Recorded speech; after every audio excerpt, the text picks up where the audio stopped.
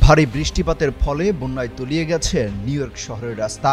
স্থানীয় সময় বৃহস্পতিবার এমন দুর্ভোগে পড়েন শহরটির বাসিন্দারা।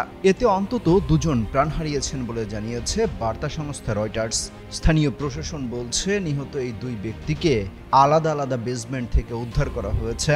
ধারণা করা হচ্ছে বেসমেন্টে পানি ঢুকে তলিয়ে যান তারা, পরে আর বের হতে পারেননি। এছাড়া পানিতে ভাসতে দেখা যায় রাস্তায় থাকা সবকিছু। বৃষ্টিতে রাস্তাঘাট তলিয়ে যাওয়ায় গাড়ি ও অন্যান্য যানবাহন চালাতে বেশ বেগ পেতে হয় চালকদের। বন্যার ফলে গৃহবন্দী হয়ে পড়েছেন অনেক মানুষ। দেশটির আবহাওয়া বিভাগ বলছে রেকর্ড পরিমাণ বৃষ্টিপাতের ফলেই তৈরি হয়েছে এই দুর্ভোগ। লাগার্ডিয়া বিমানবন্দরে রেকর্ড করা হয়েছে 2.9 ইঞ্চি বা 5.31 সেন্টিমিটার বৃষ্টিপাত।